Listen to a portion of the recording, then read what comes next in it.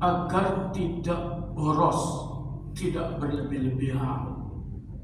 Kadang-kadang makan saja dibuang-buang. Kalau ada pesta undangan, dia tidak mengukur berapa yang dimakan. Ambil, sisanya banyak di piring-piring. Padahal masih banyak orang yang sangat memerlukan dan membutuhkannya. Beli apa saja misalnya, tidak sesuai dengan yang diperlukan, sehingga lebih dari yang diperlukan. Para jamaah yang digunakan Allah, itu artinya berlebih-lebihan. Banyak ayat Allah Subhanahu wa taala menuturkan wala tusrifu innallaha la yuhibbul musrifin. Jangan kamu berbuat yang berlebih-lebihan dari sesuatu yang halal. Itu berlebih-lebihan dari sesuatu yang halal. Itu karena sesungguhnya Allah tidak menyukai orang-orang yang berbuat berlebih-lebihan. Dalam hal ini juga Allah menuturkan berlebih-lebihan itu bisa mengarah kepada takdir, pemborosan. Itu karenanya Allah juga menuturkan wala tubadzir tabdzira innal mubadzirina kanu ikhwana syayatin. Jangan kamu memubadzirkan sesuatu. Sepatu aja rolas. Padahal sih digawe piro. Para jamaah itu selebritis, sepatunya sampai koyo jualan sepatu. Mobil, masa yang dipakai satu. Para jamaah yang dimakan Allah, tapi memang duit lebih. Pemane teko korupsi ini.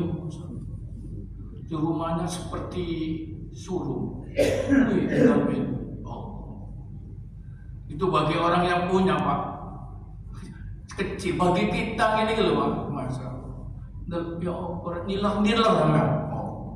Hadirin yang dilakukan oleh Allah Subhanahu wa taala, mentadabburkan atau mentakdirkan sesuatu. Itu Allah sebutkan ini bagian daripada langkah setan yang harus kita hindari. Itu karena itu adalah teman setan, katanya Allah Subhanahu wa taala. Para jamaah, ada beberapa pendapatnya para ulama dalam hal ini untuk merumuskan mana disebut mubadir atau berlebihan. Ada menuturkan sedikit kalau itu tidak dialokasikan pada yang dibenarkan syariat, itu takdir mubadir. Hadirin para jamaah, walaupun itu sedikit, beli mercon misalnya, mercon di tuku, itu kadang-kadang sampai banyak, walaupun sedikit saja, karena itu sia-sia. Itu namanya takdir.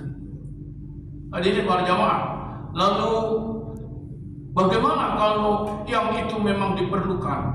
Kalau itu disyariatkan, enggak termasuk takdir. Itu sebabnya ukurannya di sana ya, Mas.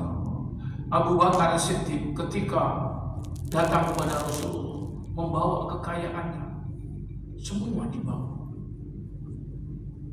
Ini impak saya misalnya, loh kamu tidak berlebih-lebihan, Masya Allah. Apa yang kamu tinggalkan untuk keluargamu dan anak-anakmu? Selama masih ada Allah dan Rasulnya, itu yang saya tinggalkan. Ini menurutnya nggak berlebihan, Masya Allah. Karena memang diperlukan di jalan Allah Subhanahu wa taala. Hadirin para jamaah, kalau itu hal yang takdir, yang boros, apalagi di jalan setan, walaupun sedikit, itu namanya mubadir. Ya para jamaah, ini kaidah yang kadang dimunculkan oleh para ulama dalam hal ini. Wala tubadir tabdiro. Salah satu di antara dasarnya ayat ini untuk supaya tidak mengarah kepada berlebih-lebihan atau israf.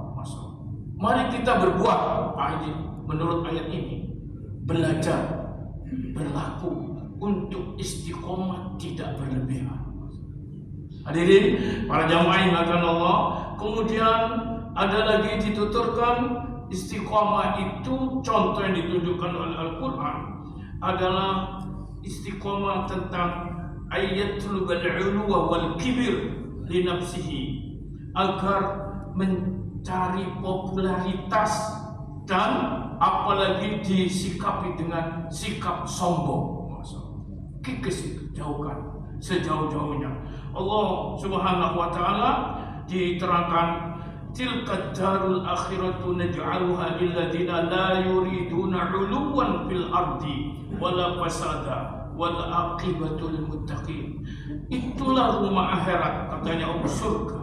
Naj'aluha lil ladina la yuriduna 'uluwa, yang kami buat, kami siapkan, kami berikan, kami jadikan, kata Allah Subhanahu wa taala, lil ladina la yuriduna 'uluwa, terhadap orang yang suka ingin melambung namanya, berbangga-banggaan, popularitas, ingin disebut, pamer dan seterusnya, apalagi dibarengi dengan sifat kesombongan. Naudzubillah, gak bisa berbusurkan. Karenanya Allah dalam ayat ini menerangkan kepada kita, menjadikan satu ketentuan, janganlah kita ini berbuat seperti itu. Beristiqomah, membuatlah istiqomah itu. Wala fasada wal aqibatul muttaqin. Begitu pula orang-orang yang membuat kerusakan di muka bumi. Ini ayat berkenaan dengan contoh Qarun melimpah harta. Selain itu takdir, itu berbangga-banggaan dan selalu berbuat kerusakan di muka bumi ini. Para jamaah, itu sebabnya keterkaitan ini Allah dalam ayat mengatakan wabtaghi fima ataqallahu daral akhirah wa la tansa nasibaka minad dunya wa ahsin kama ahsanallahu ilaik wa la tabghil fasada fil ard innallaha la yuhibbul mufsidin. Ayat ini semula mengingatkan Qarun karena berlagak seperti itu, mencari popularitas. Wah, kalau berbuat beli ini, asal beli apa yang memakai itu, ketika itu keluar dari rumah dia memakai seperti rojo soge, maka diingatkan, ada orang alim mengingatkan, inilah yang diabadikan oleh Allah Subhanahu wa taala. Carilah kebahagiaanmu itu akhirat, utamakan. Wala tansa nasibaka minad dunya, dan jangan kamu lupakan bagianmu akhirat. Ini dunia, jangan dibalik. Carilah dunia sepuas-puasnya, jangan kamu lupakan akhirat, jangan lupa. Pada umumnya orang itu begitu kan. Tapi kalau Quran, ini mindset orang beriman itu adalah carilah kebahagiaan akhirat. Ini prioritas. Karena dunia ditinggal. Kalau akhirat itu selama-lamanya, masya Allah. Wal akhiratu khairu wa abqa. Ayat-ayat Al-Quran. Nih, bal tu'thiruna al-hayata dunya wal akhiratu khairu wa abqa. Tapi umumnya kita manusia ini itu dibuka kedoknya oleh Allah. Sifat perilaku kita itu umumnya dunia. Bal tu'thiruna al-hayata dunya, bahkan kamu lebih mementingkan kehidupan dunia. Wal akhiratu khairu wa abqa, padahal akhirat itu lebih baik dan lebih kekal. Inna hadza la fi suhufil ula. Prinsip begini ini tidak hanya dalam Quran. Cari suhuf-suhuf Nabi dulu yang diberikan oleh Allah, di kitab-kitab suci dulu sudah ada begini. Termasuk suhufi Ibrahim wa Musa. Para jamaah yang bukan Allah, itu ayat mengingatkan pada waktu itu kepada penampilan Qarun serba untuk mencari popularitas, karena memang ada masalah. Tapi oleh Allah Subhanahu wa disinggungkan, jangan begitu, masya Allah. Ini wala tauhil fasada fil ardi, selanjutnya itu kan, jangan kamu membuat kerusakan di muka bumi ini. Innallaha yuhibbul mufsidin. Kalau ada innallaha la yuhibbul muslimin, Allah tidak menyukai, tidak senang kepada orang yang berlebih-lebihan. Dan juga Allah tidak senang, tidak menyukai orang yang berbuat kerusakan. Hadirin para jamaah yang dimuliakan Allah, belajar beristiqomah belajar beristiqomah. Kadang beristiqomah untuk melaksanakan, tapi ada lagi beristiqomah untuk meninggalkan. Ya, seperti meninggalkan omongan yang tidak benar. Ada istiqomah untuk berbicara, ini berdeder membaca, ya. Tapi kadang lebih berat istiqomah untuk tidak bicara yang tidak benar. Contoh ya, seperti ini tadi. Istiqomah untuk tidak berbuat berlebih-lebihan, boros. Istiqomah untuk tidak mencari popularitas dalam kehidupan disertai kebanggaan, kesombongan. Karena itu semua tidak disukai oleh Allah Subhanahu wa taala. Para jamaah yang dimuliakan Allah, kemudian ada lagi istiqomah apa? Al-istiqomatu ala sunnah wal jamaah. Istiqomah berpegang teguh pada sunnah Nabi. Istilah yang paling populer dalam hadis ahlus sunnah wal jamaah. Ahlus sunnah itu adalah selalulah kita ini berpegang pada sunnah Nabi. Wal jamaah itu ada memberi makna berpegang dengan perilaku pola kehidupan sahabat. Walaupun itu 1-2 sahabat itu termasuk jamaah. Hadirin yang dimuliakan oleh Allah Subhanahu wa taala. Dalam hal ini yang dikemukakan adalah ayat Allah, wa anna hadza sirati mustaqima fattabi'u. Inilah jalanku yang lurus. Ada mengatakan apa ini di sini? Quran. Ada mengatakan wa anna hadza sirati, inilah jalanku mustaqima yang lurus. Itu apa? Islam. Wa anna hadza siratal mustaqim, ini apa? Quran, hadis. Inilah jalanku yang lurus, inilah Islam, katanya Allah. Fattabi'u, maka turutlah, ikuti. Wala tattabi'us subul, wala tattabi'us subula. Jangan mengikuti. Subul itu jamak dari kata sabil. Sabil itu jamak. Subul, jalan. Wala tattabi'us subula fatafarraqu bikum an sabili. Karena mengikuti jalan ini jalan prinsip hidup ini, itu akan memporak-porandakan, memisahkan kamu dari jalan Allah yang benar. Ini pesannya Allah dalam Al-Quran, dituangkan pada surat Al-An'am ayat 153. Ketika ayat disampaikan, itu Rasulullah SAW menggaris di tanah, satu. Sesudah itu Rasulullah menggaris di sebelahnya, seret. Ketika yang lurus di tengah itu, inilah yang disebut Quran, wa anna hadza sirati mustaqim. Jangan kamu mengikuti ini, jalan-jalan di sebelah ini. Ini memudahkan untuk dipaham. Rasul menggaris seret. Hadirin para jamaah, nah, pada tataran inilah yang kita kadang-kadang kena pengaruh. Itu kalau kita membaca hadis Rasulullah SAW, satariku ummati, nanti akan pecah umat sampai 73 kelompok. Kalau Yahudi pecah itu 71. Terus Kristen Nasor itu pecah 72. Tapi umatku, kata satariku ummati, umatku nanti pecah itu terbagi sampai di 107 ini, terbagi sampai 73, lebih banyak. Nabi mengatakan dalam ini ketika menggambarkan seperti itu, kulluhum finnar, semua masuk neraka. Semua masuk neraka. Siapa semua masuk neraka? Yang Yahudi pecah sekian itu masuk neraka. Macam masuk neraka Yahudi. Ini Kristen yang pecah sekian masuk neraka. Dari umatku ini yang 73 ini yang masuk neraka semua. Masuk illa wahida, kecuali satu yang tidak.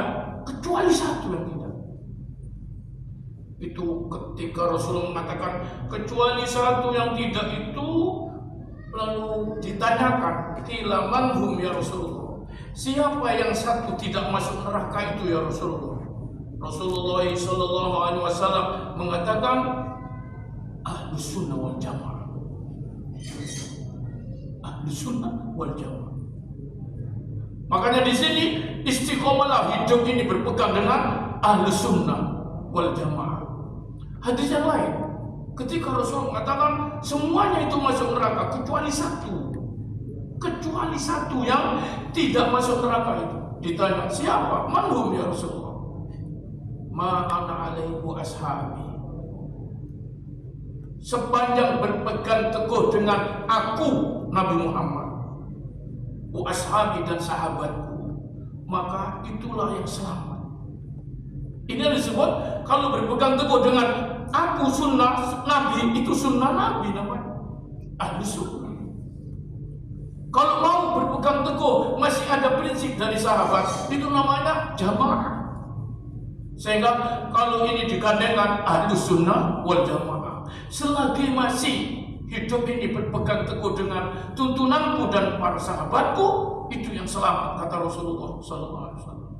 Makanya pesan diselalukan pesan dalam hal ini, istiqomahkanlah hidup ini dengan ala ini, al istiqomatu ala sunnah wal jamaah. Para jamaah yang dimuliakan Allah, dalam hadis Rasulullah sallallahu alaihi wasallam mengatakan kepada kita bahwa amalun qalilun fis sunnah khairun min amalin katsirin fil bid'ah wa kullu bid'atin dhalalah wa kullu dhalalatin finnar. Amalan sedikit fis sunnah, masih di dalam tataran sunnah, tuntunan ajaran Nabi, itu khairun, lebih baik, min amalin katsirin, daripada amalan yang banyak fi bid'ah, yang mengada-ngada, sehingga biayanya lebih banyak dikeluarkannya, tenaganya, waktunya, tapi kadang sama sekali mengacu pada tuntunannya Nabi. Ya, muspro, sia-sia. Sedikit yang ada tuntunannya Nabi, itu hadis ini ya, itu lebih baik, masya Allah, itu lebih baik daripada banyak tapi bid'ah. Karena wa kullu bid'atin dhalalah wa kullu dhalalatin finnar. Itu saja. Ini berbagai keterangan kalau ini kita sikapi. Itu Rasulullah sallallahu alaihi wasallam selalu mengarahkan kepada kita, hendaklah iyyakum wal muhdatsatil umur, tinggalkan, jauhi, ya, jangan ikut. Iyyakum itu sama dengan iyyakum wal hasad, buanglah hasud itu. Iyyakum wal hasad, tinggalkan, jauhi, ya, sama dengan ini. Iyyakum wal muhdatsatil umur, tinggalkan, jauhi mengada-ngada urusan agama, urusan ibadah. Kalau turun kaya sampai entek ake bandangnya. Mengapa? Fa inna kullal muhdatsatin, itu terkenal. Ini hadis ini terkenal kan? Terkenal bagi yang senang dengan sunnah, tidak terkenal bagi yang ahli bid'ah. Kelumung ini panas. Ojo ngomong ngono. Iyyakum wal muhdatsatil umur. Wa inna kullal muhdatsatil umuri bid'ah. Karena mengada-ngada urusan dalam agama itu bid'ah. Wa kullu bid'atin dhalalah. Ini kata ini yang kadang-kadang menimbulkan pro kontra ini, kata-kata apakah setiap atau semua, kata kullu. Wa kullu bid'atin dhalalah, semua bid'ah itu sesat. Kalau semua bid'ah sesat, wa kullu bid'atin dhalalah wa kullu dhalalatin finnar, dan semua yang sesat itu di neraka. Sehingga orang mau semua bid'ah sesat. Kan ono bid'ah sing nabi ngono kan. Ini boleh kan. Ada orang jamaah, lu HP ku yo bid'ah lah. Ini jam tangan nih. Nabi lo gak tahu jam tangan. Ada sampai ngono. Gak oleh sholat pakai jam tangan ini bid'ah. Allah, Nabi lo gak tahu jam tangan. Nih, sholat ngantong HP. HP ini bisa kira apa? Cek perlu nih, Pak. Kalau ini bukan bid'ah kalau menyangkut urusan dunia. Padahal aneh mudah apa sih bid'ah itu? Bid'ah itu koridornya dalam hal ibadah. Sehingga Nabi dalam hadis yang lain katakan gini. Apa kata Nabi Sallallahu Alaihi Wasallam? Kalau hal-hal yang menyangkut ibadah, idza kana syai'un min amri dini, agama di sini ibadah, wa ilayya, kembalikan ke saya. Ada enggak saya ngajar? Ada enggak saya beri? Ada enggak saya contohkan? Ada enggak saya berikan? Saya sampaikan. Kalau agama, idza kana syai'un min amri dini fa ilayya. Kalau sesuatu itu menyangkut agama, ibadah, kembalikan ke saya. Wa idza kana syai'un min amri dunyakum fa antum a'lamu bi.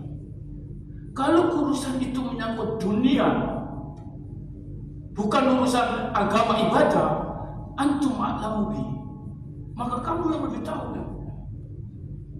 Kamu yang lebih tahu. Ilmu pengetahuan itu berkembang. Oh, dunia. Maka Anda yang lebih tahu. Itu dulu dicontohkan ketika menanam, ketika bercocok kurma, ketika memasang parit, menggali parit, sampai dituturkan oleh Salman Al-Farisi. Ini dari Allah pandai ya Rasul. Kalau dari Allah saya tidak ikut itu. Kalau tidak begini Rasul ditunjukkan oleh Salman. Rasul ikut. Ya wis terserah kamu. Itu membuat parit. Karena menyangkut dunia. Idza kana syai'un min amri dunyakum fa antum a'lamu bi. Maka kamu yang lebih ngerti.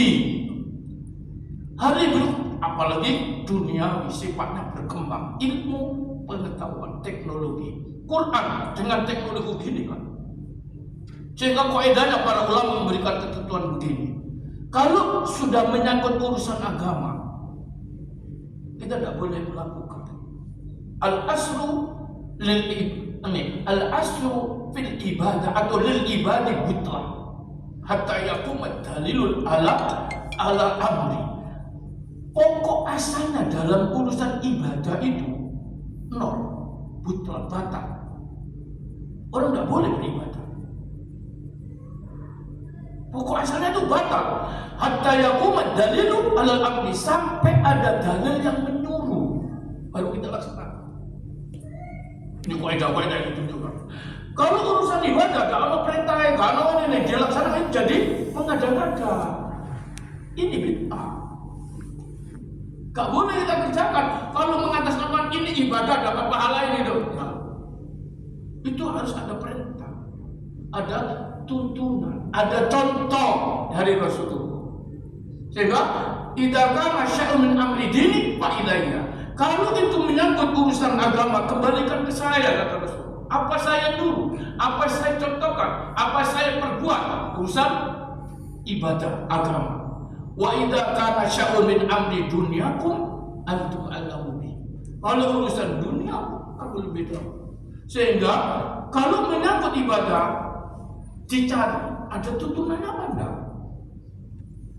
Karena al-aslu lil ibadati butlan. Pada asalnya beribadah itu kosong, gak boleh, batal. Hatta yakumat dalilu alal amri, sampai ditegakkan perintah, dalil untuk nyuruh. Kebalikan, al-aslu lil asya, untuk sesuatu menyangkut nih ta'akuli sifatnya dunia, itu al-ibah boleh. Jadi kalau ini benda ini barang ini, nih sesuatu ya, nih itu kerjakan. Hatta yaqumat dalilul alal amri, sampai ada dalil yang melarang. Ya. Kalau ibadah jangan dikerjakan kalau tidak ada perintah suruhannya, contoh dari Rasul. Kalau dunia lakukan semua, kalau tidak dilarang jangan berhenti. Makan dunia kan, makan semua. Carilah yang dilarang. Tapi karena dilarang, ya kan? Oke, jangan. Carilah larangannya. Kalau dunia, pakaian juga gitu, bangun juga gitu, berkendaraan juga gitu. Jangan katakan contoh ini bid'ah semua ini pakai NMAX. Apa pakai NMAX turbo? Itu kan nggak ada. Apa dong? Ini dunia. Jadi kalau urusan dunia, cari larangannya yang tidak boleh itu apa? Di Quran, di hadis, larangan itu tidak banyak. Masya Allah. Makan minum coba, larangan sedikit sekali. Para jamaah yang dimuliakan oleh Allah, ini cara untuk kita senantiasa bersikap, senantiasa menjadi orang yang istiqomah ala sunnah wal jamaah. Hadirin para jamaah, itu Rasulullah SAW mengatakan, amalun qalilun fi sunnah khairun min amalin katsirin fi ghairi sunnah. Karena itu dalam hadis yang lain, man 'amila amalan laisa 'alaihi amruna fa huwa radd. Siapa yang berbuat satu amal, beribadah agama, padahal tidak ada itu perintah dalam agama itu sendiri, kata Nabi SAW, ditolak, tidak akan dapat pahala, walaupun banyak biaya. Karena ngada-ngada.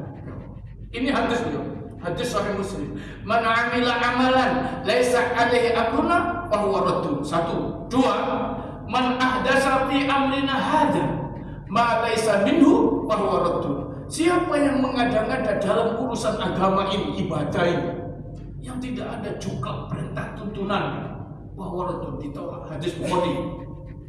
3, man sana'a amran ala ghairi amrina fa huwa raddun. Siapa yang membuat sesuatu dalam urusan agama ini yang tidak ada tuntunannya, fa huwa raddun, itu ditolak. Rawahu Ahmad. 3 hadis ini, Muslim, Bukhari, Ahmad. Imam An-Nawawi mengatakan, sesogianya lah setiap umat Islam hafal hadis 3. Nih, maka coba tanyakan satu-satu orang Islam ini, apa enggak? Saya. Kenapa begitu? Kalau mau beribadah, ingat ini, ada tuntunan Anda, ada perintahnya. Kalau enggak, sia-sia, tinggalkan aja, jangan dikerjakan. Para jamaah, untuk sementara sampai di sini. Contoh-contohnya nanti diberikan ini beberapa kitab yang saya bawa, akan menerangkan bagaimana kita ini akan beristiqomah dalam sunnah Nabi atas sunnah dan jamaah.